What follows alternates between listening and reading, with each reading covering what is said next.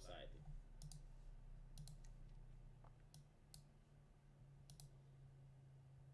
Alright, so I decided to stream at an earlier hour, a European hour. And this is usually to the fact that I'm awake, but also I want to see how many Europeans are interested in this particular timetable. Um, I see some Americans in the chat, so maybe it's an appropriate time to stream. Who knows? But yeah, hello, fellow bigots. I see Kai Drakai here and Midwest Finest and other regulars. Mike Savage. Just because you don't give super chats, Mike Savage, doesn't mean I do not know who you are. But we're going to be talking about something that I consider to be interesting, and hopefully you guys will as well. I used to be addicted to World of Warcraft, right? Because we talked about gaming addiction on the main channel.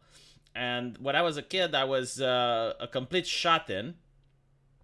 And this is due to the fact that I wanted to spend as much time as possible playing World of Warcraft. And the reason I was a shot-in isn't necessarily because I like the game. It's because, as I mentioned in the original video, usually when someone suffers from a video game addiction, there are other things that are happening in their life. In my case, it was that my parents moved to a new town and I didn't know anyone there. Everyone already had friends. It was very difficult for me to fit in. So I decided to play a lot of World of Warcraft as a result. And I'm trying to find the goddamn video now, but I guess it must be here somewhere. It's definitely really hilarious just by looking at the thumbnail, because I haven't actually watched the video, so we're going to experience it together.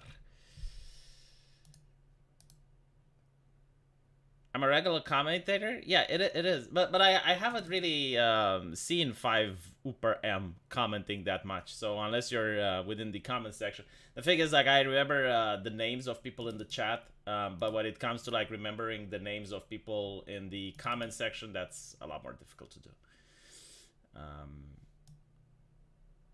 Let's see if I can find it on YouTube. For some reason, I don't have it. So World of Warcraft Women Guild. Ah, here we go. 33,000 views 4 days ago. A lot of dislikes. I wonder why the internet doesn't like it. Huh? Do they hate women? Yeah, you know, it's interesting. Like here is something that is really fascinating to me.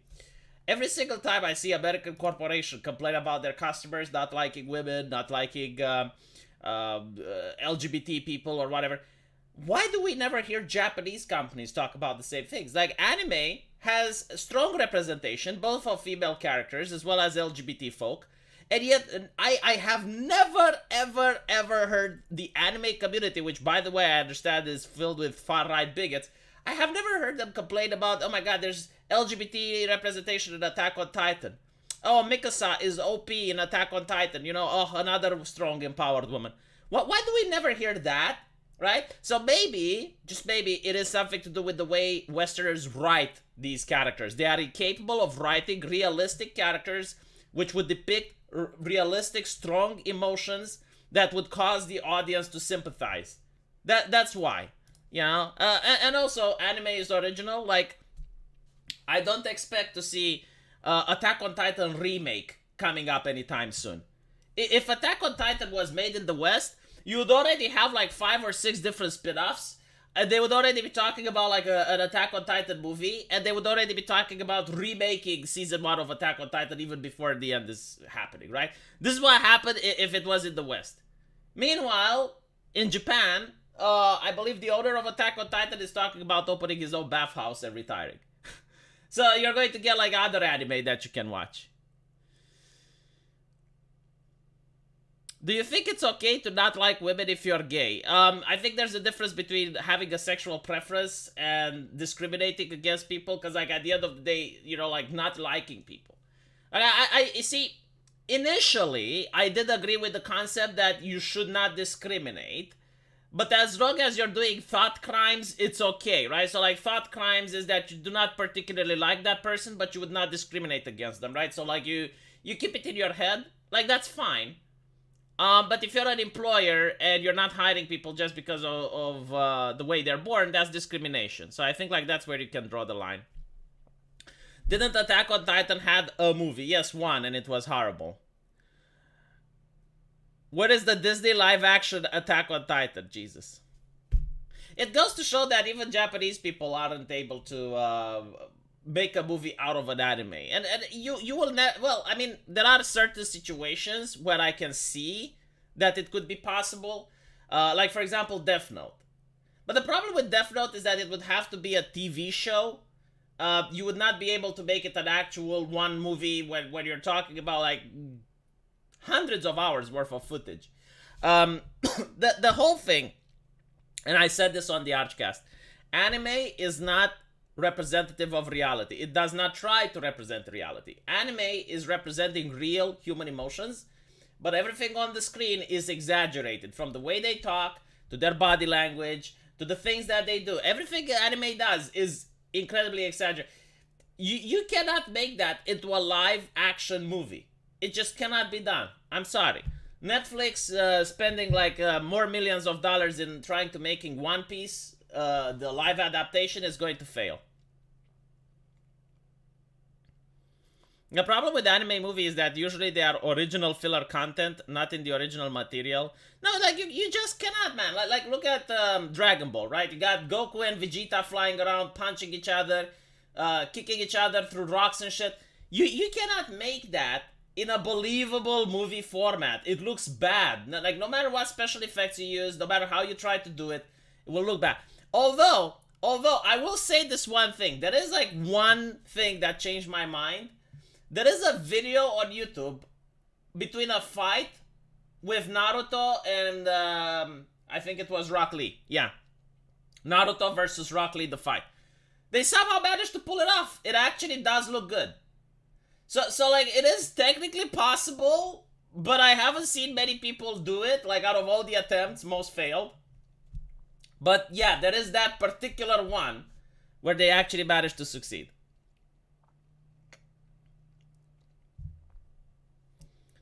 That's why anime is weebish. Everything in anime is exaggerated. It's kind of like Bollywood movies, if you think about it. There's a lot of similarities. Like you will have the villain and the hero just talk with each other for like 15 minutes during the middle of a battle, and everyone just sits and watch. Like the one is attacking the villain, even though like there's an opportunity because he's talking. But more interestingly, like it doesn't make sense. Someone actually brought it up. You know, like in Dragon Ball, they're fighting so fast that the human eye can't see. So basically, like they're fighting faster than light can travel, but they can still talk to each other when they're in that state. Like they're moving faster than light. Their words would not be able to reach the opponent's ear if that's the situation. In fact, like it's actually kind of funny. Like if you're moving faster than light, when they speak, they should also speak like faster than light. Like their mouth would become a blur. Like, it would be just some indistinguishable sounds that you just don't understand what they mean anymore. Because, like, they're talking so fast, you know? Like, kind of like that. One Punch Man in real life is actually really good. Did I actually make that? I see. It's 25 degrees here, yes. Talking is a free action. That is correct, but, like... Like how do you even describe that in a movie? Like they're moving so fast and they're beating each other. It's like everything is a blur, but like they have to talk like this so that it makes sense. Yeah, they slow down for us to understand, but how do they understand it? Because again, they would be like talking like this, and then you don't understand anything because they're fighting so fast, and you know, like that's how it would sound, but like 10 times faster. Anywho, right? Let me just post this so that you guys can see it. I find the idea of like women esports to be hilarious because like you need to move a mouse. That's what you need to do, right? It's not a physical activity. But then again, it is possible. And I'll give you this. You know, like I don't know any studies or research done on this. There is a question like why aren't there more women winning the tournaments in esports, or not even winning the tournaments, but like qualifying for the finals. And there's several possibilities for this. Number one, hand-eye coordination. I have heard that there are studies which show that women have slower hand-eye to coordination. It's definitely with age as well, right? So it's not just women. Like for example, you'll not see elderly people winning League of Legends tournaments, despite the fact that there are certain elderly people playing. But as you grow older, your hand-eye coordination goes down. This is why, for example, when I was a kid, I was really good at Half-Life. Like literally, like no one could beat me. I was one of the best. But if I play Half-Life now, or if I play any first-person shooter now, my reflexes aren't what they used to be. Like legitimately, I noticed that there is a severe downgrade in the way I play, and I'm still the same person. So, if it's possible that people with age lose their ability to do hand-eye coordination and to have like rapid reactions to stuff, it is also possible that there may be a difference between genders. And when you talk about the end game tournaments and you talk about like very competitive environments, then it's highly probable that that little difference actually affects if you win or not. I watched enough StarCraft 2 esports to know that reaction speed is a huge thing. Gotta get over 200 actions per minute. That is true, yes. Hello V, hope your day has been good. Early stream. Yeah, it's 5 p.m. for me, so it's not that early, but for Americans it is. So yeah, I mean, it's possible that women have like slower reaction speed time than men, which is why like at a professional tournament environment, it would be significant enough that they don't win the competition. So maybe this is why, you know, we see like female-only tournaments, which is fine. You know, like I'm not against it. But then you can't claim that women and men are 100% equal when it comes to this type of thing. Because like the reason that upsets me is that by claiming that women and men are 100% equal, right? So you're not talking about like equality under the law. You're talking about like biological equality. Then you're assuming that men are sexist and they're keeping women down. Like, this is the problem with this argument, right? Like, you're making men be the bad guys when they're not. You know, like, they're just being competitive and they want to win at World of Warcraft or League of Legends or whatever. They're not holding women down. And this idea that, oh, women love to play these games, but, like, men are sexist. You know, so men are using, like, harsh words and criticism when the woman goes online, and it discourages her from pursuing her hobby, her dream, and her aspiration. And I want to say that's full of shit because men experience discrimination as well when they go online, right? Women can flame too. Like, I remember when I was in med school, there was a colleague of mine that played League of Legends. She was the worst one out of us. You know, like the moment she would start losing, she would blame her teammate. She was toxic as fuck. But they don't try to include these characters in their demographic. The narrative is just one way, right? Like, men are evil. Men are flaming women, and because of that, they don't want to play the game. So they need a helping hand from the multi-billion-dollar corporation, which in this case is Blizzard. You know, Blizzard, a corporation mired in sexual abuses and sexual accusation scandals. They are the only ones capable to help female gamers become professional at World of Warcraft, a game that no one even gives a shit in 2023. But anyway, right? Let's see what they have. I want you to tell me if you can hear the sound as well, if it's coming out okay. Team Liquid is an esports organization based in both Los Angeles and the Netherlands that has teams in many games. They are the most winning esports organization in the world in terms of prize money earned across all esports games. And recently, at the beginning of this year, they acquired...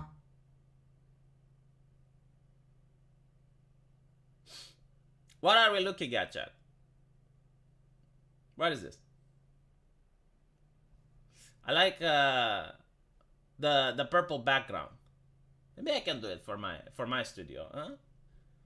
Acquired a World of Warcraft guild. They're the best guild in North America. They were previously known as Limit, and they became Liquid Guild. And when they joined, Team Liquid noticed that there was a lack of women in the high-end Warcraft community, specifically. So, God, there's several problems with this. There's echo. Now I will turn off my microphone next time. Okay. When I was playing World of Warcraft, there was this guild called Nihilum, used to be called Insidia. I don't know how many of you actually heard about it. It's very old. It was like Burning Crusade time.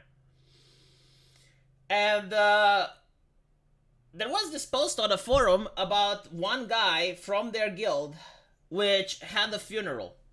And he couldn't attend one raid because of that. And it was like his father passed away, right? Very tragic. And because he couldn't attend one raid, he was kicked out of the guild. Do you guys think that that is acceptable or not? So, we're talking about a video game. One player had a death in the family. He couldn't attend one day, and he was kicked from the guild. I'm genuinely curious, like, what do you guys think about it? Is it acceptable or not? Was the guild master an asshole? Or was he reasonable about it? I gotta wait a little bit for the chat to catch up, because it is evil, huh? Harsh. I see. Pretty evil. Okay. That was the most top guild in the world, right? Like, they had sponsorships, they had basically money coming in from them playing a game, high publicity. Whenever there was a BlizzCon, they would go there and play. Cameras were on them, right? In order for that to happen, they had to remain the top guild in the world. And if you wanted to be in the top guild of the world, unfortunately, you had to make sacrifices. And one of these sacrifices was to completely give away your personal life. Now, despite what you think, those people weren't no-lifers, right? They played World of Warcraft less than casual guilds. I remember, like, casual guilds would spend around 5 to 6 days a week raiding, like 4 hours a day, trying to get past of a boss. That endgame guild was clearing up all the content within 2 days. And then they would have, like, the rest days off. So where am I going with this? Whenever there was a patch, that's when they were playing hardcore. So when a new content came in, they would play until they got past the content in order to maintain their status as the world best guild. So I do not think that the decision was harsh. I do not think that it was evil. I think that it was the requirement for you to be in the world's top end guild, which was a privilege, not a right. So if you didn't want to be like that, that's fine. Like, there were other guilds for you. In fact, the guy that got banned quickly found another guild. But the people who wanted sponsorships, the people who wanted to get money, the people who wanted to get fame, they had to adjust their real life to fit around the game. It's kind of like a football player, right? Like, if you're a professional football player, and we're not talking about like some random guy that plays in the neighborhood, and you actually want to play in Arsenal or Madrid or whatever, then you actually need to focus your life around that game. So I don't think it was evil, right? Because there were 24 other people whose sponsorships and whose publicity relied on that guy, which unfortunately did have a real life event. And it doesn't matter if it's once. Like, you are making the statement that no one is supposed to fuck up during the time when a new content is coming up, because that's the time where you maintain the status as the world's top guild. Like, take into account, if the world's top guild, sorry, if they didn't clear up the content in time, and there was another guild that did it, then it would take them at least 6 more months before they could try out again and start practicing or whatever came on the next patch. So my point is, they didn't do anything wrong. But to reshape your life around a video game is something that very few people are willing to do. I would not be able to do that. I would not be able to, like, completely reshape my life based on a video game, right? And when the question comes, like, why aren't there more women being represented in this top environment? Well, the question is, like, how many women are willing to reshape their entire life around a video game? Like, they would have to not go out, not see their friends, have family that understands them for living this particular lifestyle, be able to isolate themselves in a small dormitory where they would play the game non-stop, be there for practice every single time, be able to take harsh criticisms, be able to subject yourself to the absolute wills of the guildmaster. Like, you do not have a personal life anymore. You do not have your personality anymore. It's like the fucking military. Again, we're talking about competitive, high-end gaming. Now, it does sound funny because, like, it's gaming, right? But it comes with sponsorships, it comes with publicity, it comes with fame, right? But the question is, are you willing to do the sacrifices? And many people aren't. And that's fine. You know, I could not do the sacrifices. But the question is that 18-year-old woman willing to do that commitment, willing to do that sacrifice? I don't think she is. Like, most people who are shut-ins do so because of a lack of friendship, a lack of understanding, that they have problems in their lives. When you're a young woman, when you're like 18 and you're young, you got a lot of friends, you're the center of attention, you know, you're at your peak when it comes to beauty and whatever. It's very easy for a woman to be social when she's 18 versus if you're a guy that is living in his parents' basement.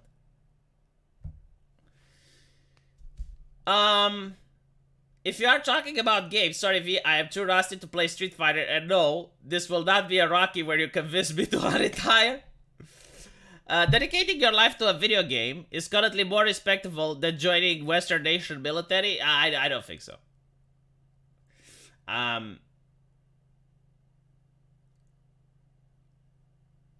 Should have rescheduled his dad's death? What? It's not in the context of World of Warcraft, it's in the context of top 10 world rating. Yeah, exactly. Like most people did not make the differentiation between like just enjoying a video game as a hobby versus like using it as an actual competitive thing. Like when you talk about competitiveness, it changes the whole thing. Like for example, knitting, right? Like your grandmother probably knits. But if your grandmother joined like the fast knitting community and it's like, okay, well, we're doing the fast knitting championship, then your grandma needs to literally reshape her life around knitting if she wants to win.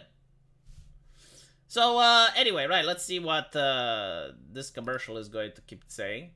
The competitive community in PvE, noticing this lack of women or gender minorities in the high-end rating scene. I think like gender minorities are actually represented. Like, I don't know about World of Warcraft, but I know a couple of trans people that are in League of Legends. I know a couple of trans people that are in what was it? Mortal Kombat, Street Fighter. There's a lot of trans representation. But again, you know, like these people will never give you numbers and it'll be like, okay, like how much representation do you think should be? I think like they believe it should be like TV shows, right? Where there's more LGBT people on the screen than there are in real life. Like unironically, like every single TV show has at least one gay couple in it. To the point where like if you put them all together from various TV shows, you probably get like a higher population of LGBT folk in fiction than they are in reality. Team Liquid said, let's do something about this.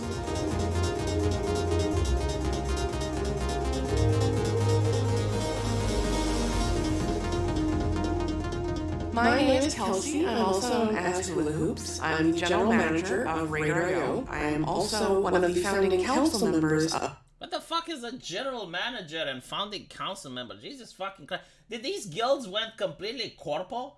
Like, I remember when I was playing, we didn't have these names and titles. It was like, okay, you have like the guildmaster. The guildmaster maybe had like one or two officers that would act as raid leaders when the guildmaster wasn't there. And then you maybe had like class officers, which would help their particular class play better. So you had like a mage class officer, a hunter class officer, right? But that's it. Like, no, like, oh, well, I'm the I'm the HR representative, the CEO of guild such and such. Like, maybe I'm just a boomer and I do not understand, but it sounds like pompous titles for people that need some sort of reward and validation for what they do there. Of Liquid Women in Warcraft, which is an initiative created by the Team Liquid Esports organization. Hi, my name is Dean. I am the Liquid Women in Warcraft lead and the Liquid Guild treasurer. Liquid Women in Warcraft is an initiative that was created by Team Liquid and Liquid Guild to Why do they keep repeating the same stuff over and over? bring visibility to women and gender minority within. What? They are visible. Like, dude, every single time I was playing World of Warcraft, the moment there was a girl in the guild, immediately she would get officership in less than 2 weeks. Like, what are you talking there? Like, they were so sought after. Holy shit. But not only that, it's also the interesting aspect that you would have like this girl back at the time where she would never use webcam, she would never be on voice chat, like she would never be on Ventrilo. But she would claim she's a girl, and because of that she got special privileges. Right? Like people would pass on loot for her, people would pass their spot in raiding for her, eventually she would got officer. The way she looks while gaming tell me she isn't focusing on the game. No, like what tells me she's not a gamer is the fact that she looks happy. Like there is no fucking way you can be a gamer, especially a Blizzard fan, and still be happy. Like, dude, gamers are the most depressed people on earth. Like, look at the state of AAA gaming. We're not even talking about games that are coming out with bugs, but we're talking about the fact that games are unplayable now. So if you're a gamer and you're smiling, I know you're a fake gamer, like, period. I don't care if you're a man or a woman, a child or a grandchild, or a grandfather. Like, it doesn't matter. You smile to me, I know you're not a gamer. In the WoW community and elevate them to the same standards as their male counterparts so that they can reach what is known as the top tier of guilds, competing in events such as the World First Race. The ecosystem of high-end... Who fucking talks like that? What the ecosystem? I go out, believe it or not. I know it's shocking, but I do go out. I have friends, okay? Like, besides you people, I do have friends. None of my friends use the word ecosystem when describing a video game. Never. Has never happened. That I have never seen them use such big boy words. It's almost like when you have like people from two different cultures meeting, and it's like, this is the most corporate HR word you can use. Why do women always need to be uplifted just to meet the standards of other men? Because the people doing the uplifting have the bigotry of low expectations. It's like they're trying to inject bland and blah into everything. Yeah, literally. University speak? No, it's not even university speak, it's corpo speak. The ecosystem, the community, like the World of Warcraft community. I never considered myself to be part of a community. You know, like a community used to mean that there are people that have like strong ties to each other. Like for example, a village was a community because everyone knew each other.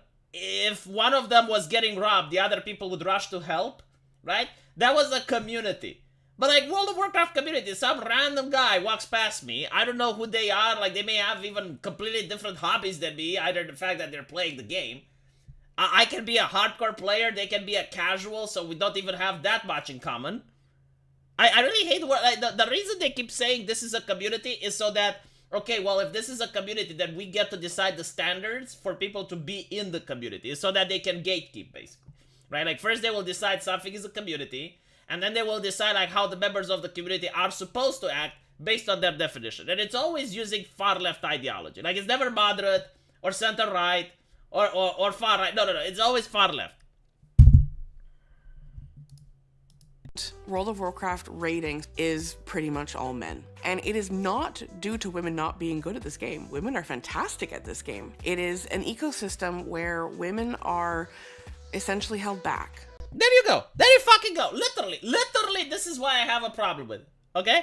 I don't have a problem if you want to help women end up in the top end parts of the guild. No. The problem that I have is that you're blaming men. You're not going to give...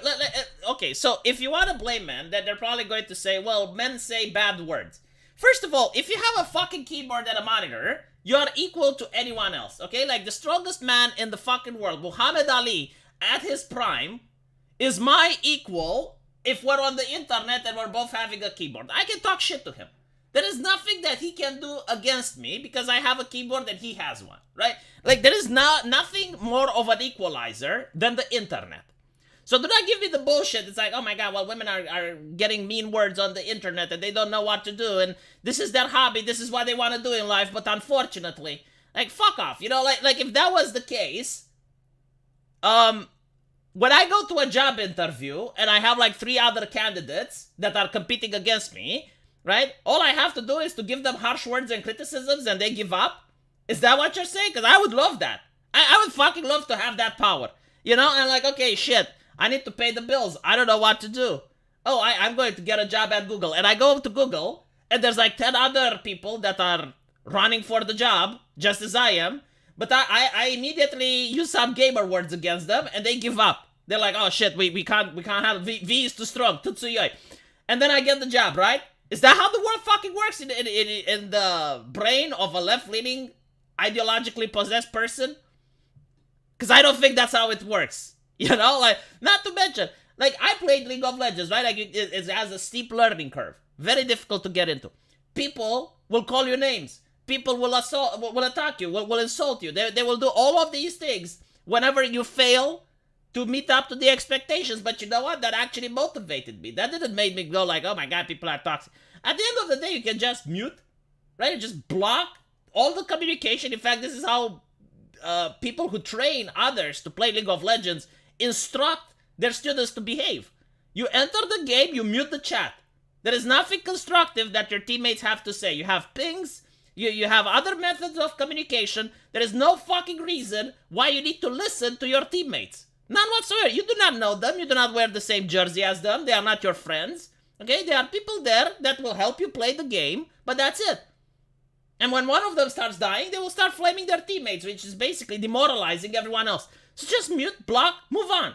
Now, if you actually want to make the claim that this is what holds women back, is that men are misogynistic and whatnot, why don't women make their own guilds?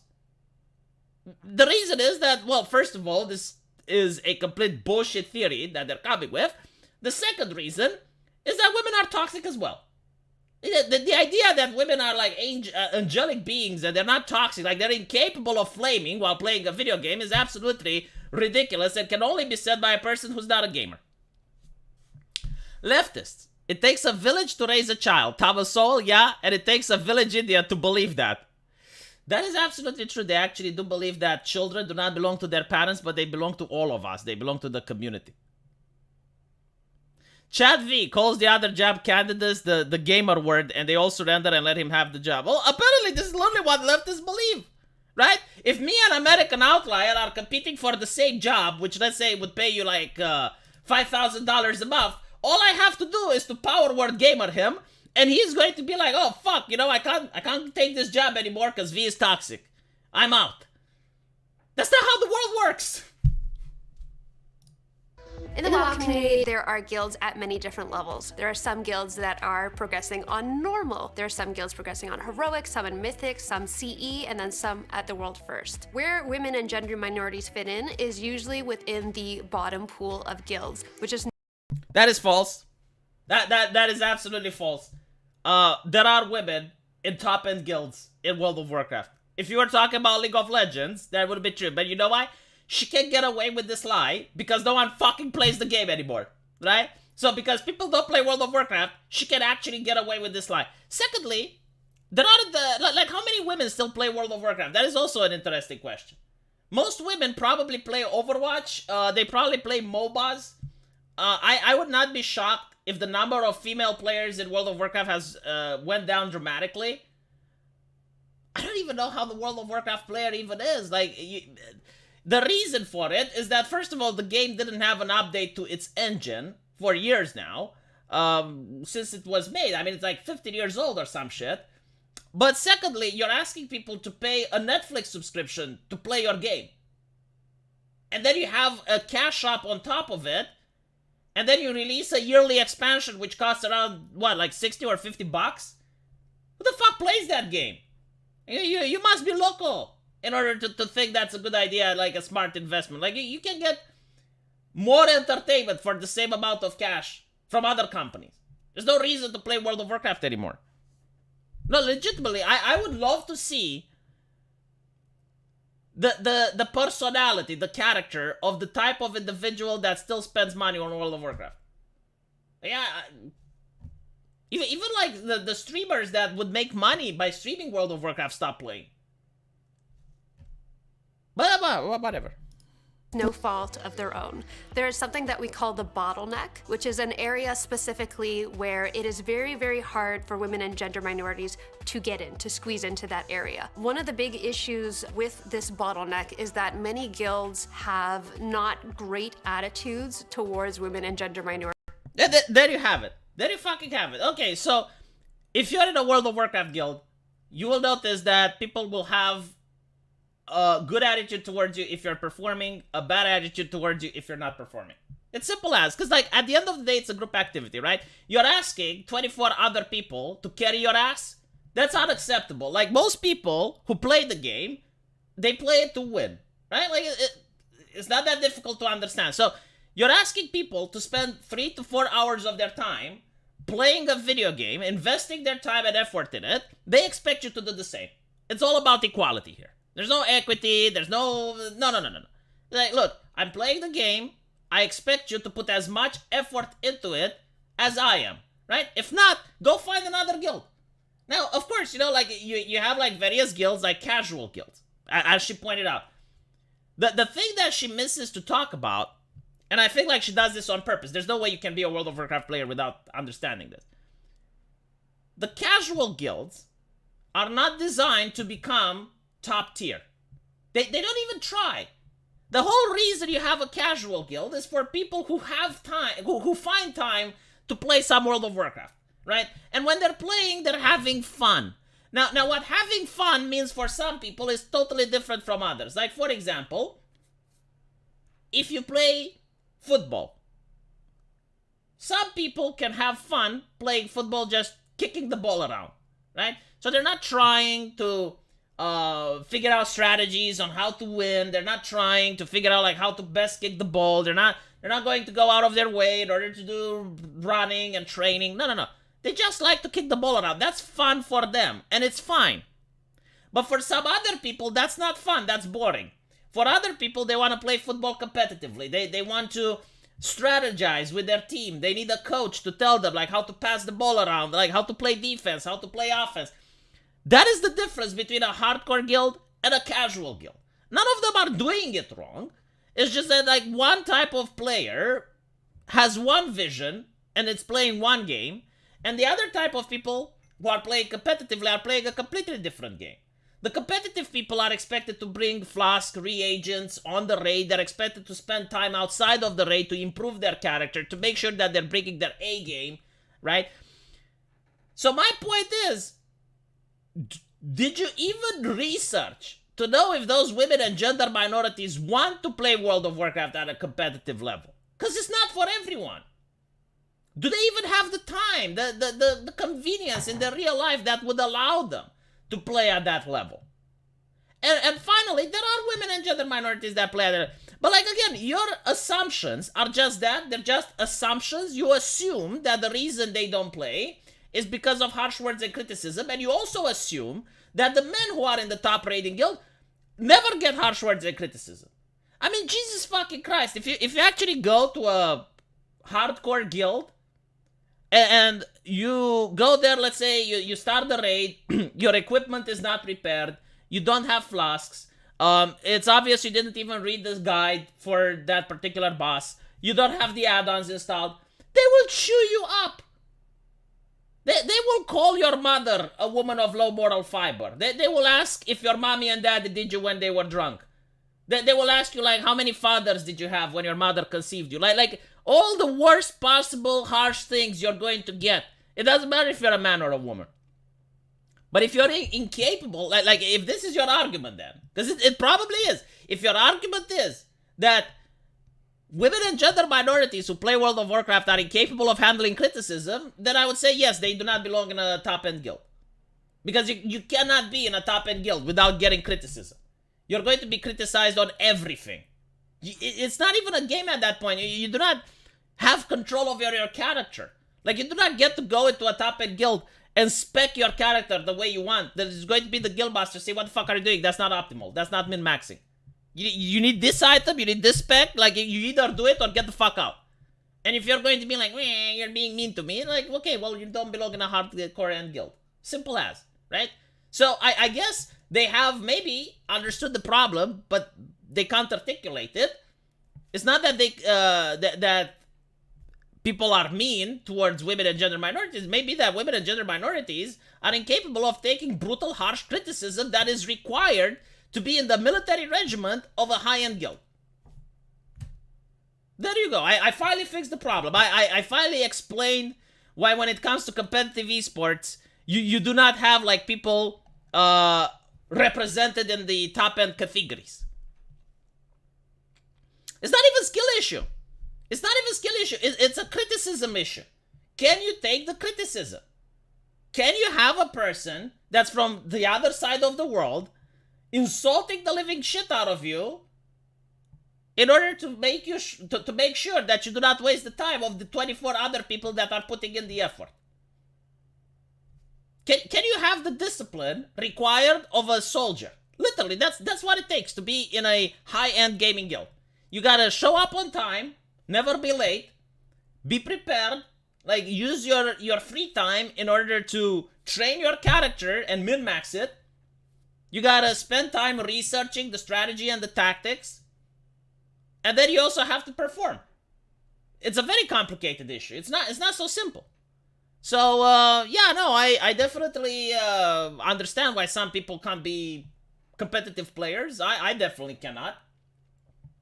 Even when you're talking about Street Fighter, right? Like, Street Fighter is a 1v1 game.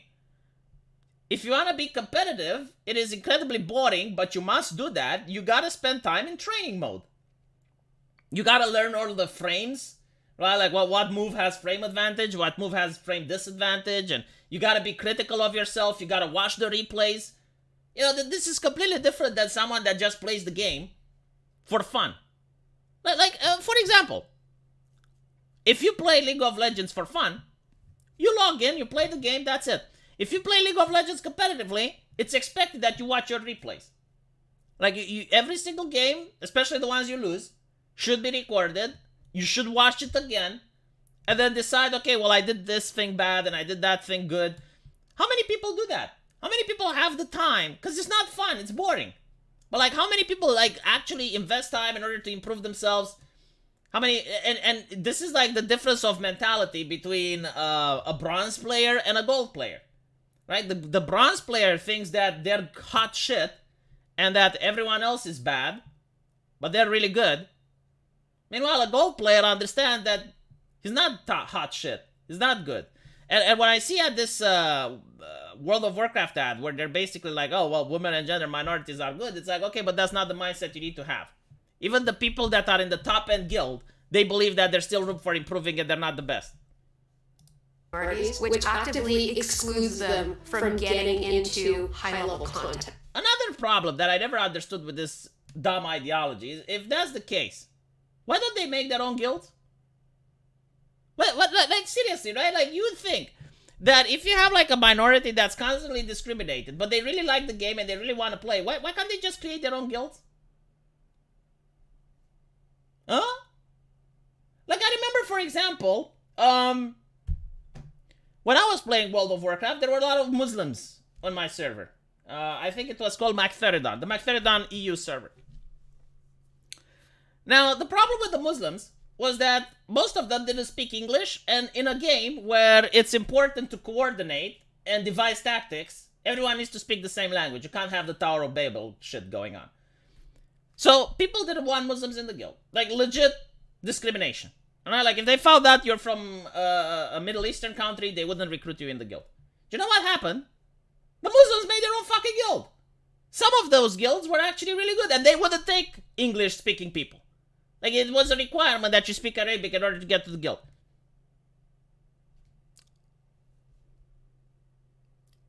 Does this lady know the history? Probably not, right? Or she does, but she's going to be misingenuous. Like, if you're telling me that this thing is so corporatized, I would not be surprised if she's not reading from a prompter right now.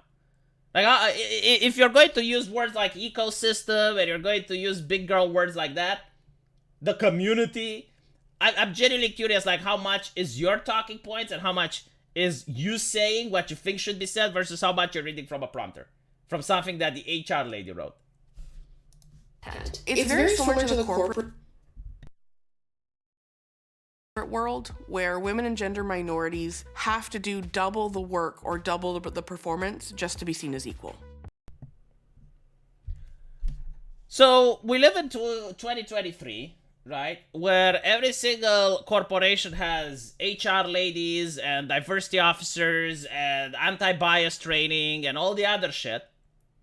And despite all that, you're telling me nothing has changed? Why don't we fire all those people then? Just fire the entire Trust and Safety Council, fire the entire diversity teams, because like it's a multi-billion-dollar parasitic industry, which according to this lady hasn't accomplished jack shit since 2016. I'm not saying get rid of all of them altogether, heaven forbid, but keep the institution, just hire new people. Like make it so that if you worked in HR or you worked in diversity officer, whatever, from 2016 to 2023, you should never be hired in that position ever again. Because you're useless. You did not accomplish anything.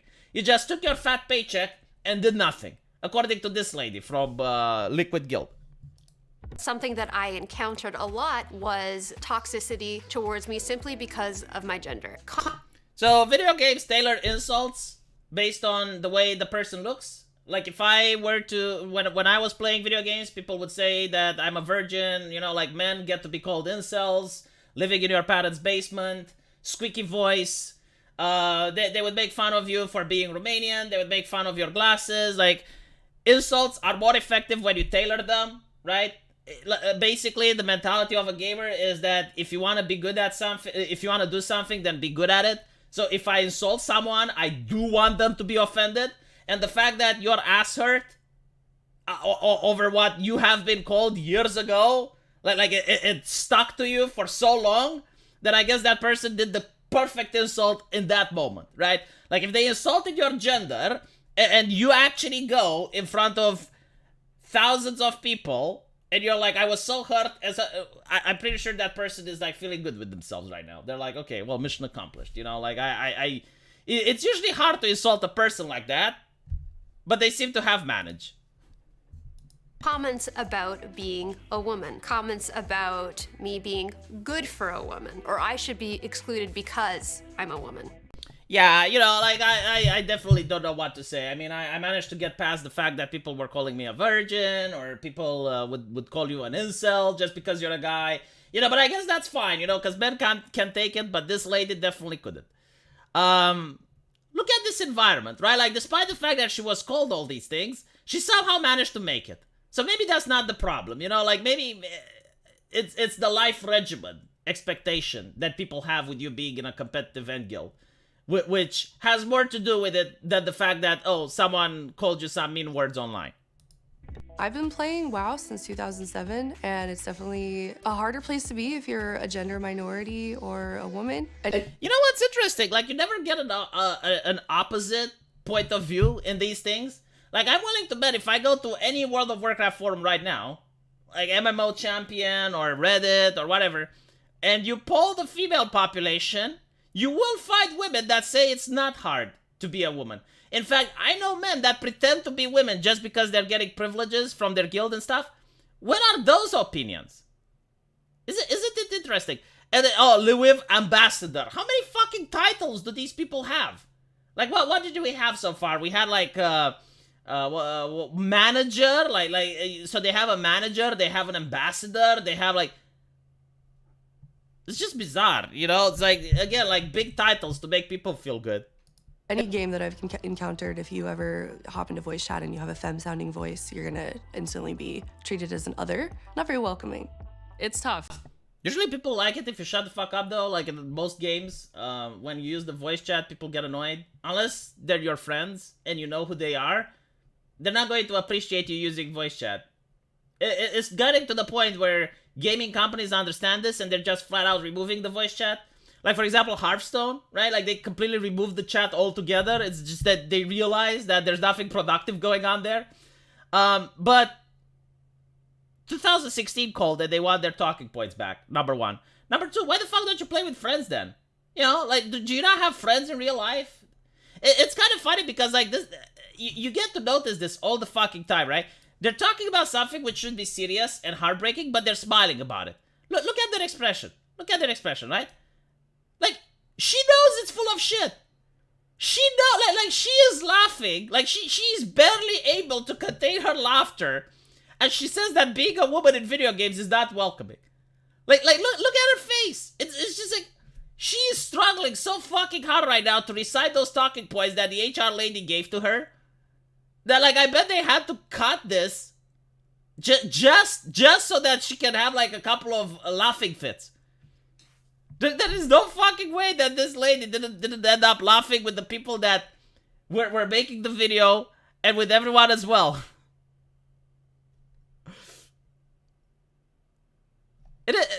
Am I not wrong? And you saw this in 2016 as well. You know, they would talk about the patriarchy and they would talk about how hard it is to be marginalized as a woman and stuff. And you could see it on their face that they were, like, smiling. Like it was so hard for them to contain their excitement.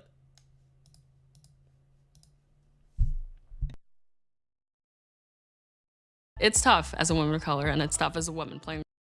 Oh, now we're bringing race into it. Now we're fucking bringing race into it. So like, being a woman of color behind the keyboard is tougher than just being a woman. I'm pretty sure, like, the people know that you're a woman of color just by using your voice. How the fuck? Oh my god, like, what I love about the laziness of the woke ideology is that they don't even try to bother rewriting it so that it fucking fits the platform that they're trying to subvert. Like if you're going to talk about video gaming, it's a completely different environment than real life. Like, people do not know that you're a person of color if you're sitting behind the fucking keyboard. Unless you tell them. And when you tell them, they probably don't give a fuck. Like if you're going to tell me that now minorities are being oppressed in gaming, I'll be like, shut the fuck up. Look at the... oh, and by the way, this is also an interesting conversation, right? Like, if you look at the fighting gaming community... Asians and black people overly represented when it comes to getting to the top. Same with League of Legends. And my point is, right? Gamers are these racist, toxic individuals, but for some reason, right? They're only misogynistic, but they're not racist. Because, like, in World of Warcraft, sorry, in Mortal Kombat, Street Fighter, Blaze Blue, all these other games, overrepresentation of minorities, right? But also no women. So, like, the community there is very inclusive when it comes to different races, but it's very misogynistic. That would mean that's what it would mean if these people made a point. World of Warcraft, because you have to think about, how are they going to see me? How are they going to perceive me? Are they going to see that? Literally no one thinks like that. Literally no one thinks like, oh, how are they going to see me? How are they going to perceive? Are we playing the same fucking game? I never once, like, gave a shit about how another guild member looks. How I'm gonna... The only way I think about how I will perceive them is, like, can they play good or not? If they can't play good, then I will flame them. I will flame the living shit on them because I want them to feel uncomfortable and I want them to leave the fucking guild so that hopefully the next player that comes can perform and it doesn't waste my time, right? If it plays good, then I would praise them. It would be my best friend. I'd be like, how can I help you? Do you need potions? Do you need anything that I can... That's literally it. There is no seeing, there is no perceiving, like, none of this bullshit, alright? I think, like, you wish this bullshit existed, but no, it doesn't. It's literally how you perform. Are you a good player or a bad player? That's it. That's the extent of it.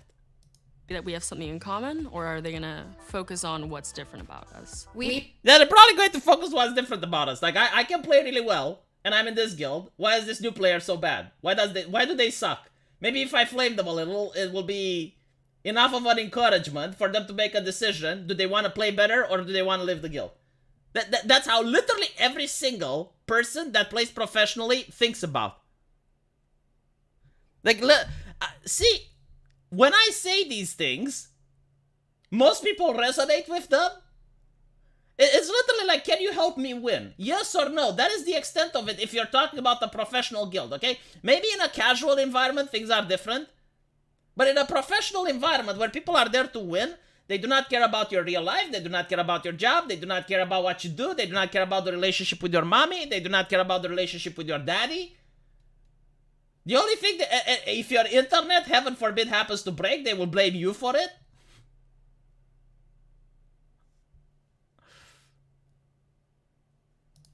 We are bringing awareness to this fact and also trying to change. Well, good luck. You know, like they kept bringing awareness to this fact since 2016.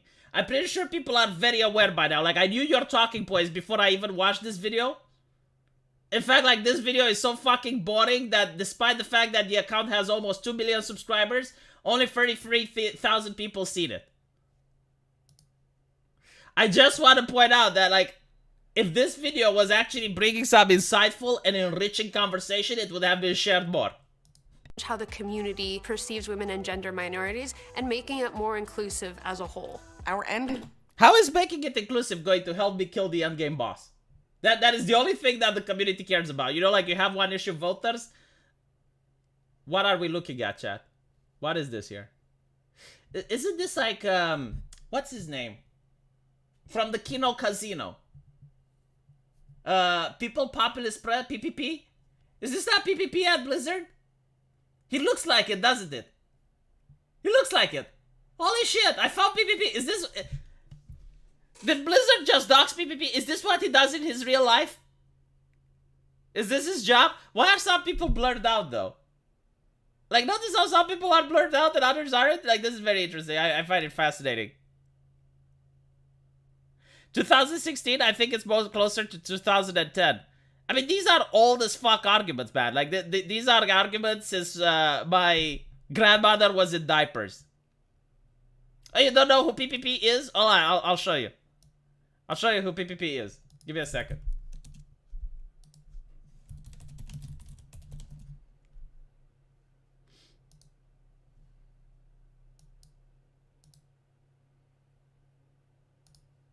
Let me see if I can find a picture of him.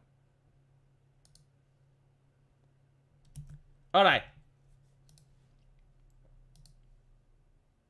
This is PPP. From the Kino Casino, right? It's the same guy! Someone clip this and show it to him. Holy shit, it's the same guy. Same haircut? Can we zoom in on that? I'm telling you, it is the same fucking guy. There is no way these are different people.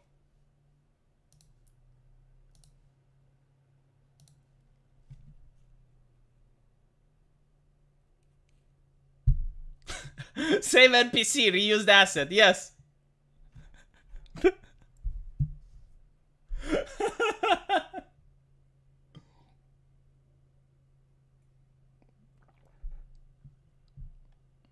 Yeah, that's the thing about objective-oriented tasks. The crew doesn't matter as long as they can achieve the objective. That is so fucking true. Like, I will tell you that this is how most companies that are successful operate. Like, when you go to a company, like KFC. KFC is a really good example.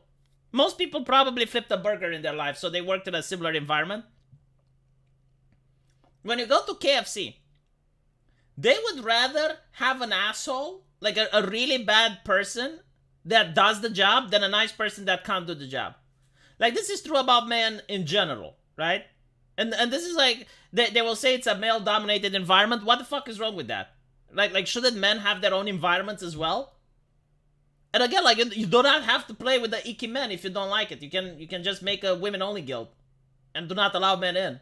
Normally, that's discrimination, but men are willing to put up with it. So my point is, like, a male-only environment, we would rather play with someone that's obnoxious, someone that's annoying, someone that's an asshole, but plays the game well, over a person that's a really nice guy, a really wholesome and cool individual, but is shit at the game, right? It doesn't matter if that person is a man or a woman. Like, if you're a woman and you can play the game, you will earn the respect of your peers. They will literally not care. It's like, okay, so you can play. And it's not just playing video games, right? Like, this is about work environments as well. And almost everything else. It's just how men prefer to organize themselves. Right now, You may think that is unfair, but take into account that you chose to be there and raising your skill is possible. If other people could do it, so can you. Usually, the expectations are not unreasonable either. Like you're not expected to be the best, but like you're expected not to suck. And you can see this in conversations in locker rooms, like after the guys go and play football together. Like, I remember when I was in high school, and you would hear, like, the conversations from the guys' locker room and the conversations from the boys' locker room. Because, like, the thing with us, it was, we didn't have locker rooms. We would change in the classroom. And women would go and they would change first. And then men would go and change. And usually, the door wasn't that thick. So while we were waiting outside, you could actually hear what's being discussed and what they were talking inside. And this would happen like when you go to physical education and the guys would play football and the girls would play handball or something. The conversation with the girls after playing sports was very friendly. They would even talk about other things, you know, like they wouldn't even focus on the sport. The guys were really angry. It's like, how the fuck did we lose? You know, why didn't you shoot better? Why did you do this and that? Like, it's completely different environments. I don't know how you can make this to be inclusive when the mindsets are so fucking different. And again, like, why would you even want to make it inclusive? Like if a group of, if a demographic plays the game in one way, why do you want to force them to play differently? Like, if this is what they enjoy, because you always have the opportunity to make your own. Like, you don't have to force yourself upon other people. But anyway, it is what it is. And you can't play with them, but you have to adapt to them. Like, again, let's put it the opposite way around. Why did the men have to change? Why couldn't the women? Why couldn't the women become more competitive? Why couldn't they want to care more about the game and get more invested, right? So, like, why is it that they didn't try to attract more men to play handball? And in order to do that, they would have to become more competitive, invest more into the game, focus more on the tactics, and while they were home, practice how to serve and get the perfect pitch and whatever. Why is it that men have to do the sacrifices? Why isn't there a compromise then? Like, okay, so men give away something, women give away something, but no.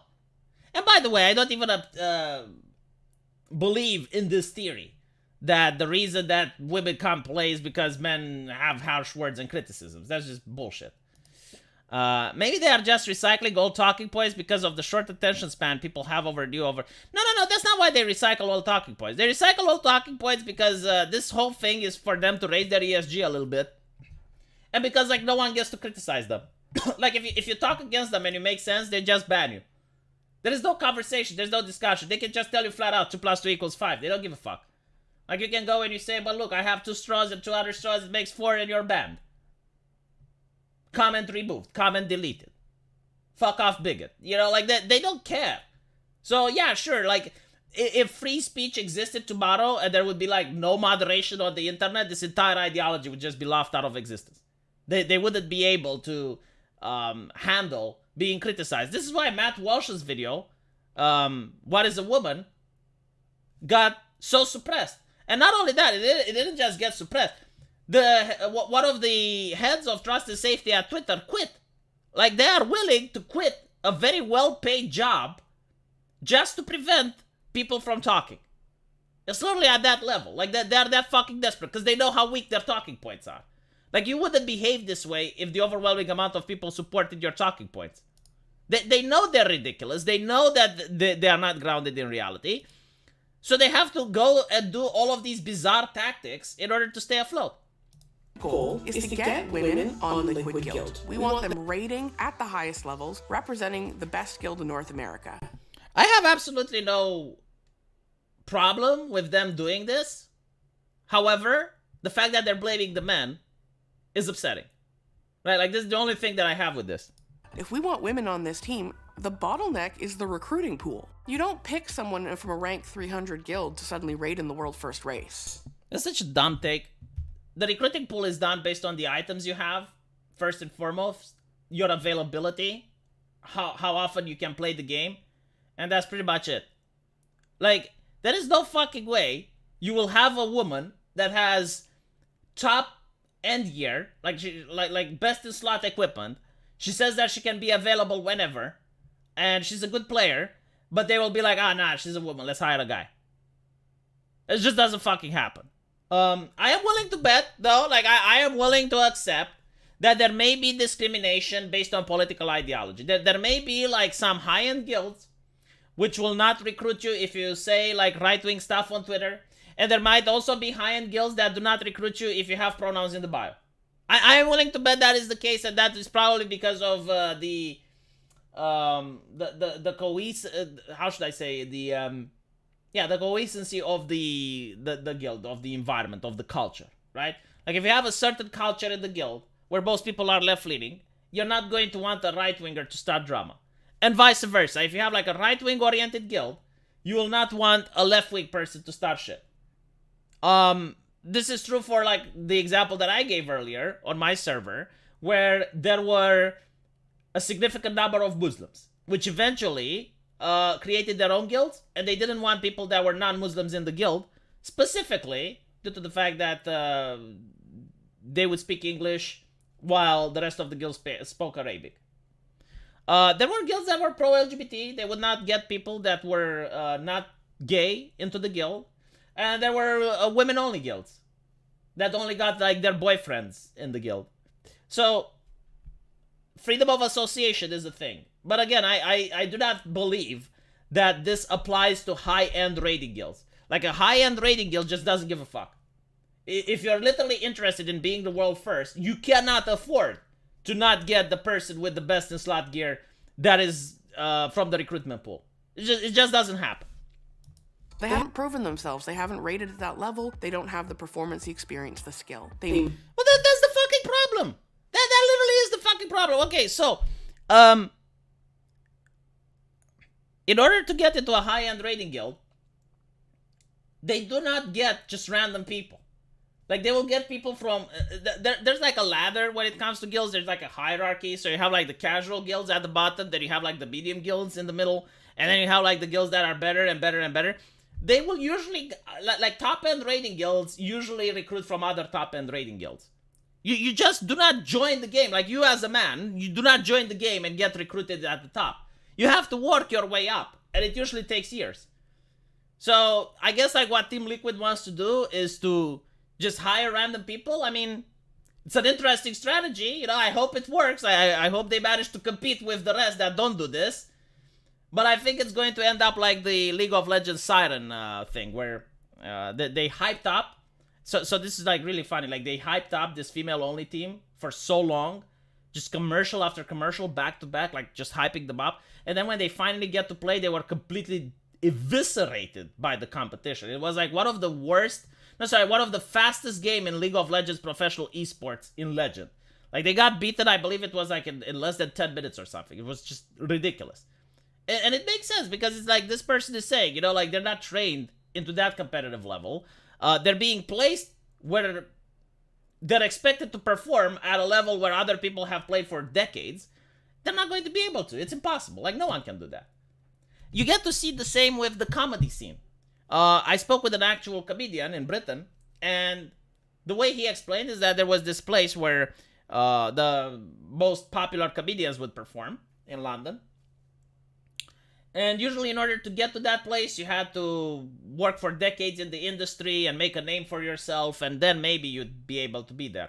But because of their diversity initiative, they would hire women right off the bat.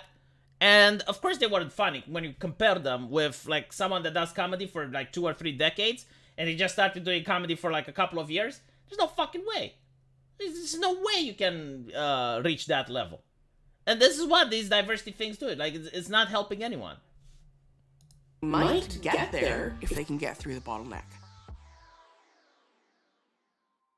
My name is Nagura. I am a content creator for Team Liquid. I'm also a streamer, I'm a caster, and I'm also a representative and ambassador for Liquid Women in Warcraft. How many ambassadors do they have? What are these titles? It's so fucking weird. Again, like, when I was playing, we had the guildmaster, we had the officer, and that's it. And these people have, like, the PR manager, the ambassador. It's like, what the fuck? So when I started out playing World of Warcraft in general, What? Why is she laughing while playing? Who does this? Huh? Do you get it? This is not how, like, seriously, just go watch League of Legends. Watch any tournament. The way people play when they're in a tournament is like this. Like, you can see the fear on their face because they might lose. And it's like, or like high levels of concentration, you know, like they're looking at the computer as if they're about to kill it. Like, they're looking at the camera as if they're about to just jump at it. I haven't seen anyone be like, if you're having this much fun, you do not belong in a competitive environment. You know, just saying. The only time you're allowed to do this is after downing a boss, okay? Like, you're allowed. You know, it's like the feminists say, it's like men aren't allowed to cry. They're not allowed to laugh when they're playing competitive sports either. I was not in the content creation side of things. I was really only playing the game, and I was trying to get better in the PvE scene, trying to move up in the Race to World First rankings. Once I was in that top guild, I was treated just like everyone else. It wasn't any issue there. But on my... Oh my fucking god. Holy shit. Literally what I've been saying. I resonate with this woman. Yes, when you're in a high-end competitive guild, and you pull your weight, no one gives a fuck. My way there, I had so many issues within the guild, that so-called bottleneck. Lots of people... Everyone fucking goes through the bottleneck. See, this is why I love, like, social justice and feminist talking points. There is something that affects everyone, but they will claim it affects only them. Like, men have to go through that fucking bottleneck as well. It's just that bottleneck requires a specific type of individual to go through, and we talked about it in the beginning of the video. It's about getting harsh words and criticism and improving. Right? Like, people are going to insult you. They're going to say that your build is shit. They're going to say that the way you play the game is bad. They're going to insult your parents. If you cannot go past that, then you will not be able to make it. It's kind of like, okay, perfect example. The military, right? When you go to the boot camp, do they not call you maggots? Do they not remove your name? Do they not give you a number? That's literally what it happens in these games, because you need, like, the soldier mentality to be the top end of the guild. And it's not because, like, this is how the culture operates. It's because it shows that the soldier mentality is able to become world first, and any other type of mentality just doesn't cut it.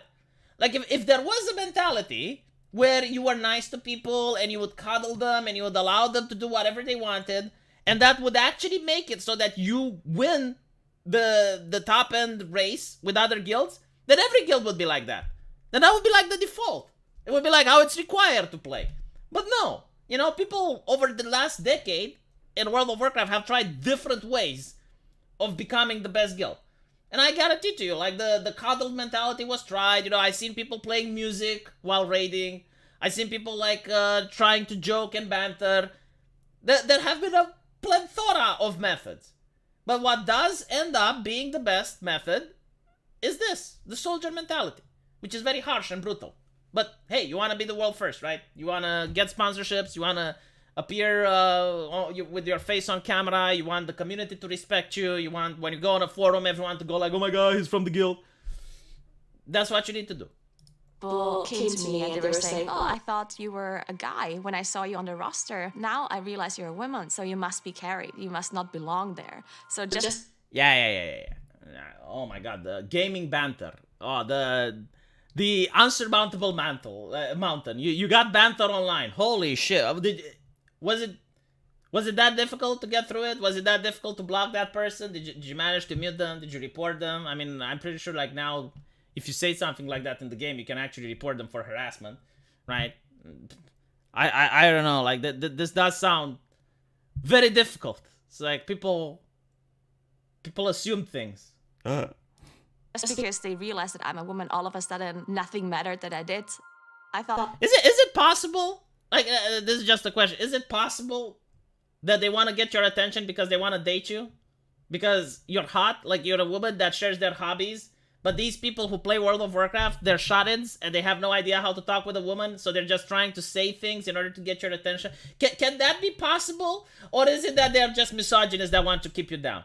So which one do you think is more likely? These people are socially inept and have no idea how to talk with a woman in their life. So now they finally meet one online that plays the same video game as them, and they're panicking. They like really want to get your attention, but they don't know what to say. Or is it that they're like, oh, we're going to claw her back down from that guild. We're going to make sure that she doesn't play anymore. Wait, which one do you think is more likely? This is just how it is, and I have to prove myself more than others do. I was a lot younger then, and I didn't really realize that I'm being treated unfairly. That really like took a toll. Yeah, it's really funny how you need the ideologues to tell you that you're being treated unfairly, right? Imagine if back in the day, you know, when you had like people being brought from Africa as slaves and they were made to pick the cotton. You know, the only reason they didn't know they were oppressed is because they didn't have like an ideologue telling them, hey, you know, like, don't you think you're oppressed? It's like, what do you mean? Well, don't you see that the white man isn't picking and you're the one picking? It's like, oh, wow, like, yeah, now that you put it that way. You know, or the Jewish people that were rounded up in camps, like, they didn't know they were oppressed until, like, a social justice activist came in and it's like, hey, don't you think you're being oppressed? Like, what do you mean? Well, don't you see, like, the Germans are allowed to leave and you can't? And I go, oh, really? I didn't think about that. Like real oppression, if you're genuinely oppressed, you do not need people to tell you that you're being oppressed. Like, you know. Like, from the household, like if you have two children and you're treating one differently, the other one knows. It doesn't need like a gender studies major to explain to him, hey, actually you're being oppressed. Told me mentally because I was constantly saying, okay, I need to try hard, I need to do better. And then at some point, once I've had multiple world firsts in the space, and I still had those people come up to me and say those things, I realized, okay, there's really nothing I can do. That is such a fucked up thing to say. If you want to be the best, you always need to improve, period. Like ask almost any person in a top-end guild, but not just video games. Like ask an artist. Go to the artists that actually draw good, and by that I mean like they charge more than $300 for a commission, right? And ask them if they're happy with their drawings. All of them will say, no, I need to draw better. I need to improve. That is the mentality of a winner, okay? The mentality of a loser is when you say, yeah, there's nothing I can do. I'm already the best. Like I reached my peak. When you think that way, is the loser mindset. Their mentality, they need to change. I now, in hindsight, know that this was not okay, and I don't think any other women should have these. Yeah, of course, because like those are the experiences which actually made you be in the top. Like that actually shaped you in a good player, and you don't want other women to be good players because you want to kick the ladder down. Just admit it. I mean, this is what it is, right? So you do not want other people to go through the same experiences that actually help people become a better player, because those are the experiences that I went through. You know, I went through the lesser guilds, and they would also criticize me and mock me and attack me because I wasn't a good player until I improved, and then I became an excellent player. But you want that system to go away so that you don't get good players anymore, so that by comparison you look amazing. Experience this, and they should have a much easier time being able to play and do whatever they love doing. So our goal is to get more women into and through that bottleneck. We've started small. We have big plans for 2023. The number one thing we've created is called the Featured Guilds program. Guilds that have gender minorities in leadership that adhere to the Liquid Women values and ideals can apply for featured guild status or approved guild status. So if you are looking for a guild on Raider.io, you can actually filter and only show guilds that meet these values. Wow. It's like what that person from BlackRock said, right? Like you have to force these behaviors into people. Because these behaviors are not natural. By natural, it means like these behaviors do not help you be a top-end raiding guild, right? So you have to force these things into people. They will have a lovely little badge that says LWIW approved. And this is a great way for people to see which guilds are inclusive and hold up our code of conduct and our values. A lot of gender minorities in these guilds struggle because they're being told, oh, you're not doing enough damage, or your mechanics are weak. Well, teach me how to be better. Oh, I don't want to. Do it yourself.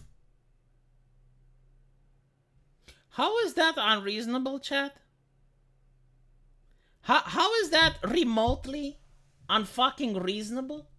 Like, it's 2023, you have access to the internet, you have ChatGPT, there is literally no fucking excuse that you cannot learn by yourself how to play the fucking game. Like, the only way this would be discrimination is if the guild officer would actually spend time with all the other players to hold their hands, but they would refuse with gender minorities and shit. But that's not what's going on, right? You're in a top-end raiding guild. What are you doing there if you don't know how to play your fucking class? You need to do the damage. There's 400 other people applying. You need to do the damage. You need to pull your weight. It's expected that you pull this amount of DPS. This is medium. You have to do the average of DPS in the fight. I don't understand why the guild officer would have to teach you. Like, the guild officer has other shit to do. You know, he's gotta play his own game. He has to improve his own character. Why would he have to teach you? Like, you're not his boss. You're not his better. You're both spending the same amount of time in the game. Why would another human being have to dedicate his time in order to teach you? There are people that train people for money. You know, go get a coach.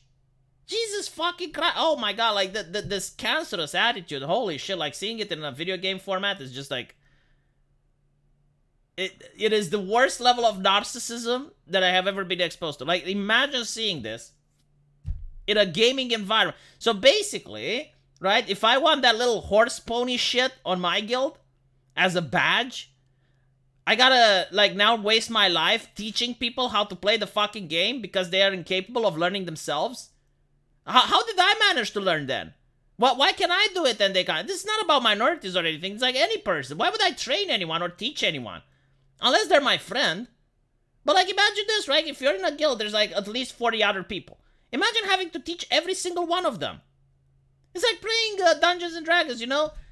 When you're the guild master and you have, like, other people that expect you to make their characters for them or expect you to, like, level up their characters and shit, like, no, fucking do it yourself. Like, I'm the guild master. I have other things that I need to do. I need to write the story. I need to write the characters. I need to figure out the encounters. Like, there's a lot of stuff that I'm doing for your entertainment. The least you can fucking do is to make your own goddamn character. And then it's like, also, like, if you're a guild master, there's a lot of stuff you need to do. You need to think about recruitment. You need to think about advertising your guild. You need to think about the strategy that you're going to use that particular raid. You need to think about the things that you can say while you're raid leading. Like, it's a huge thing that's happening, right? And on top of that, now you're expecting to coddle players and teach them how to play. The fuck off. Seriously, just go to another guild. I do not need your little pony avatar in order for... why are you friends with scrubs? Yeah, it is literally a good way to know which guilds not to join. If I was, like, returning to World of Warcraft right now, and I used to be one of the best players in EU, I would not join any single fucking guild that has that pony. Like, that would be like, do not join guild. Exclamation mark, exclamation mark, exclamation mark. Jesus. So we've created a one-on-one mentorship program. We have really competitive players in the scene apply to be mentors. I pair them up with mentors. This is not a bad thing, right? Like, if you have, like, a mentor program, that's fine. But I do not like the attitude, right? Like, how you arrive to the conclusion. It's like, people are entitled to be taught because otherwise it's oppressive. No, right? Like, if you have, like, mentors, that's cool. You know, no one is complaining about that. But do not come with the bullshit that is, like, required. And not to mention, like, the mentorship program. I'm really curious if you're not paying these people to be mentors. Because if you're paying them, then that's a completely different thing. Mentees who applied looking for help with something. I'm really excited every time I get to pair up a mentor with a mentee. LWIW, our biggest place right now is our Discord. It's discord.gg/LWIW. That is where everything happens. That is the Liquid Women in Warcraft hub. And that is where we put on our workshops, our round tables. That's where our programs exist. That's where... Oh my god, like, this, to me, just sucked up all the fun from the game. Like, if you want to suck up all the oxygen in the room, do it like that. I can't believe they corporatized World of Warcraft. Like, they made the game, which is supposed to be fun, despite the fact that what I've been saying up until now with the soldier mentality and, you know, like, putting your best and whatever, you know. For some people, it's fun. Like, min-maxing and improving your character, doing the maximum amount of DPS and everything like that. For a lot of people, that's fun. But when you're making it like a corporation, and you're using, like, these corpo speak, and it sounds like, it literally sounds like work. It sounds like a fucking job, you know? You get out of the corporate mentality where you're, like, at the corpo family, and they have, like, cute nicknames for you, and then you go home and you have to play with this stuff, and it's like, they're using all of this corpo language, and it's like, we have workshops and shit. It's like, what the fuck, dude? Am I wrong, chat? Am I wrong? Does this sound like fun to you? Like, going into World of Warcraft to do workshops where they talk about the community and the ecosystem. She does look like a World of Warcraft mod, yes. It's not even the problem that it's women workshops. Like, that doesn't matter. The fact that it's a workshop in a video game is what, like... The stigma of elitism was strong. Well, that stigma of elitism made good players, man. I guarantee to you, like here's the thing. This is why everyone wanted to be in a top-end raiding guild. Is because when you play the game with other people who know how to play the game, that's when it becomes fun. Like, when you actually play the game with people that know what they're supposed to do, and there's a plan, and people stick to the plan, then it becomes fun. When you play the game with people that don't give a fuck and don't even want to be there, they AFK, they leave the raiding guild, and now you're playing with 24 people rather than 25, that's when the game becomes boring, lame, and stale.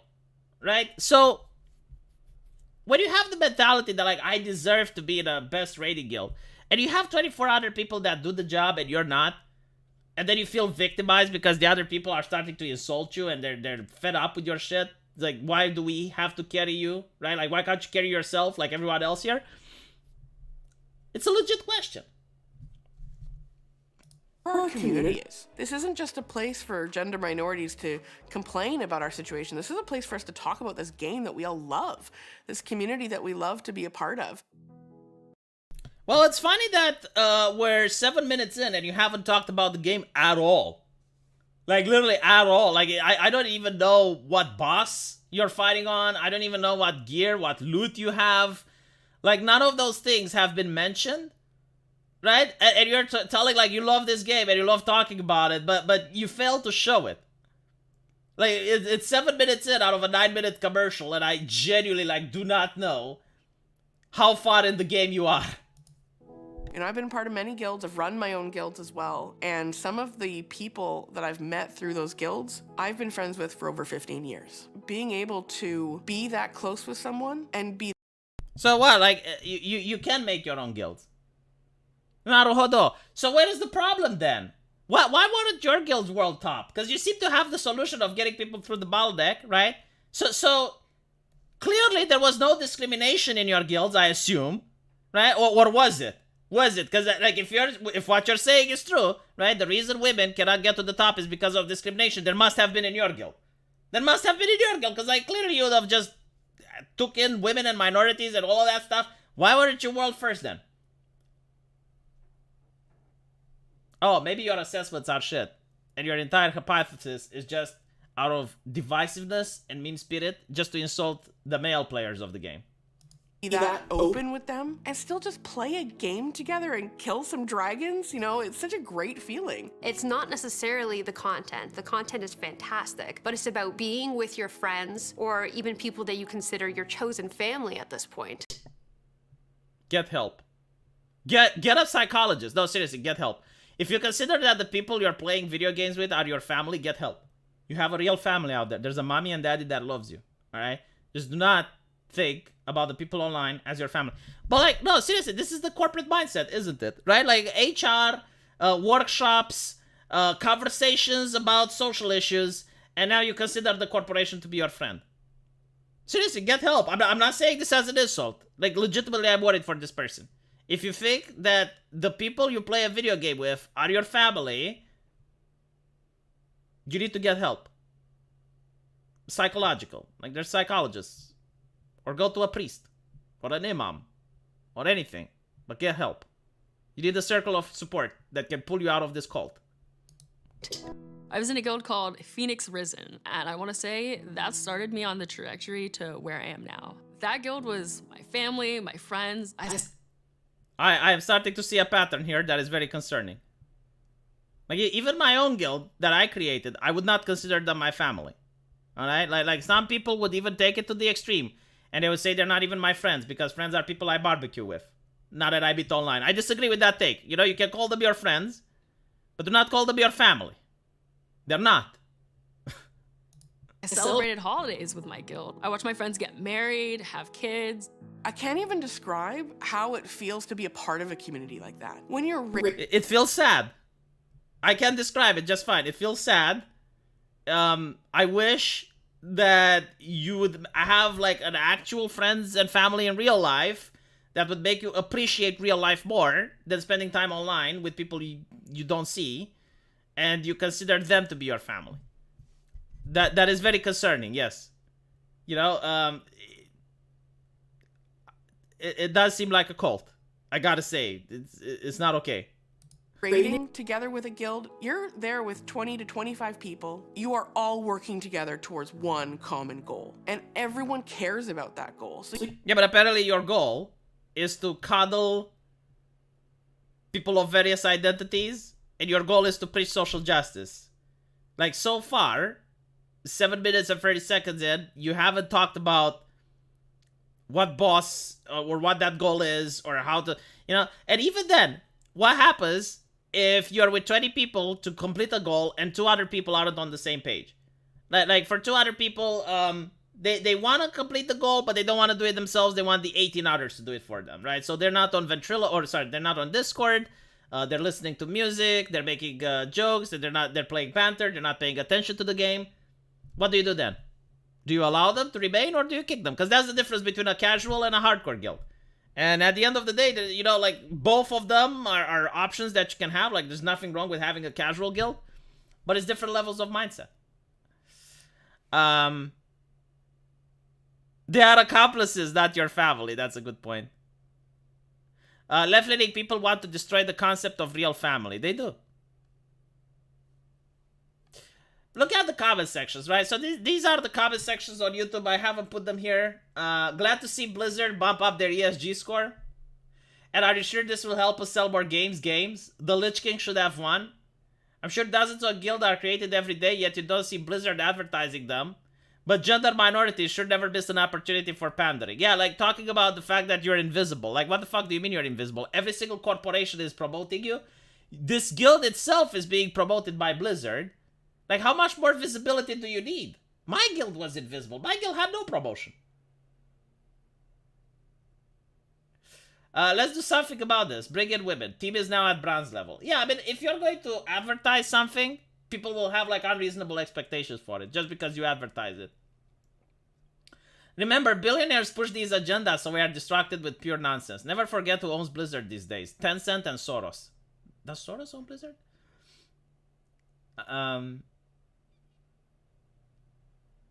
Team Siren did the same thing in League of Legends, and that went well. Yeah. See, my question, if women and gender minorities can't get into their own guilds, why don't they create their own guilds? Well, this lady actually created her own guild. This lady created her own guild. Why wasn't it World Top? Where was the bottleneck there?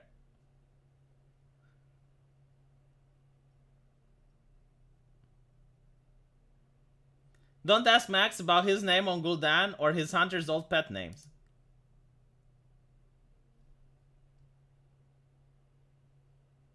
Oh, so basically, like, these people used to be edgy 6 years ago, and now they're very progressive. Wouldn't fucking surprise me. Every single fucking time, like, when you see a popular streamer or someone like that, you know, when you go into their history, they used to have the South Park language, like, 6 years ago.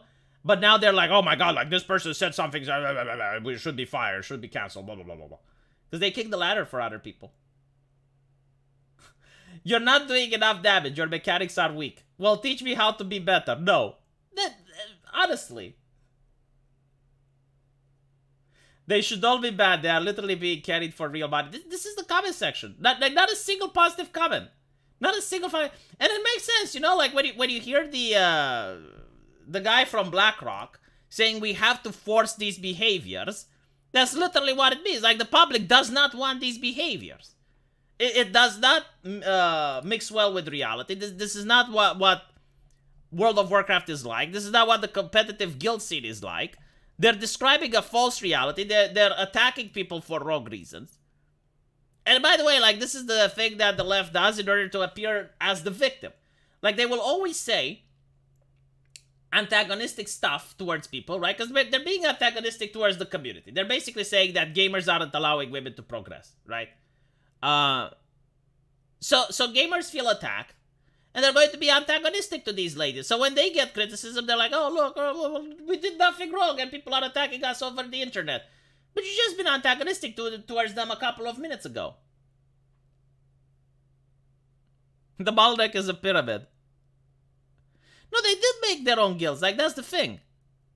They did make their own guilds. Like, she just described making her own guild.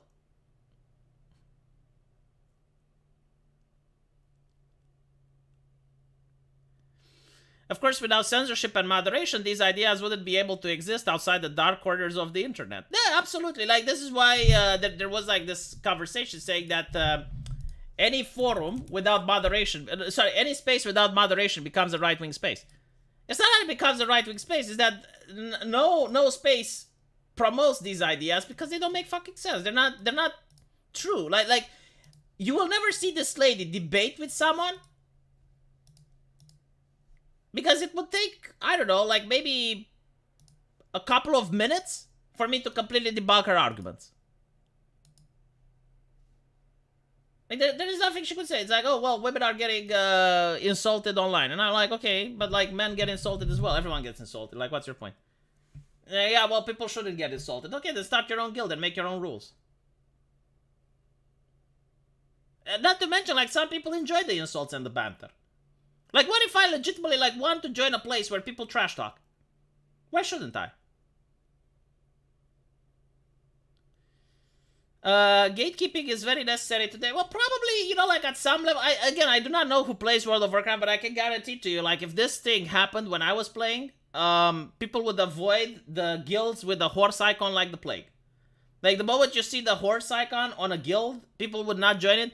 Of course, I don't think, like, the icon exists just by itself.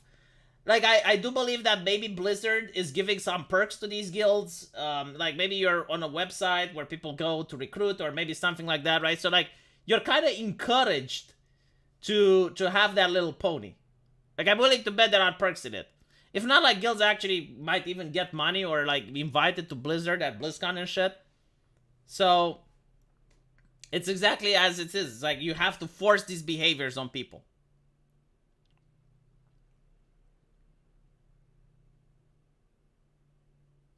I mean, you know, it is literally, like, just her opinions. Like, we haven't seen a single poll or survey to prove what she's saying. Like, we haven't seen anything that would reinforce her claim that her experiences are actually something that's happening in the world and it's not just her opinion. And it wouldn't that just necessarily have to, because she can say, well, I'm a woman and these are my lived experiences. And it would be like, yeah, but you have to prove that those experiences only happen to women. And I can tell you this as a male gamer, that it happens to everyone.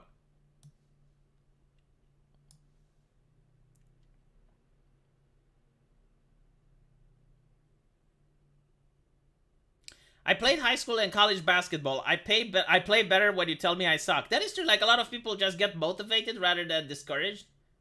Like, being insulted over your way of performing something is motivational for many people. Otherwise, like, if it wasn't motivational, then one would do it.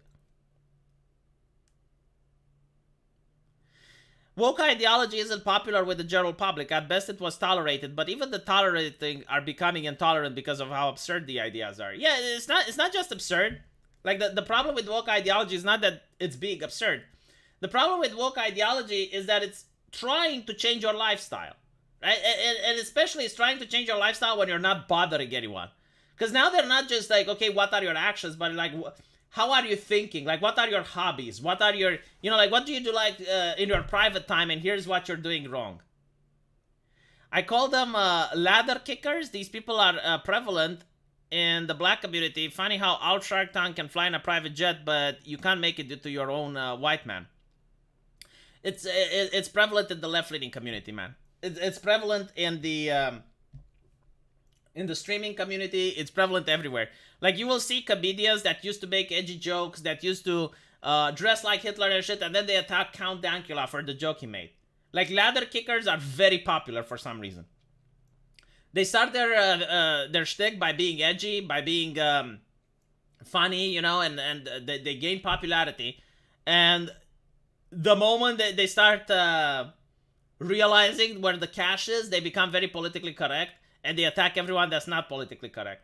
And it kind of makes sense, you know, because they don't want competition. Like, if you look at it from that lens, it makes perfect sense. It's not that they're being hypocritical, it's just that it's a strategy to win. Anyway, right, so, Well, it was an interesting video. I didn't expect to hear like the 2020 arguments again. I had a feeling that you might get a couple of those, but apparently that's just all we got. This is Team Siren all over again, from a company that's probably going to end up bankrupt if it keeps doing this. Because like I don't know the last good game that Blizzard released. Like the last one was Warcraft 3 Refund. No, it was Overwatch 2 PvE, and we know how that went. So anyway, right, let me know what you guys think, and as usual, I will see you in the comment section. Take care.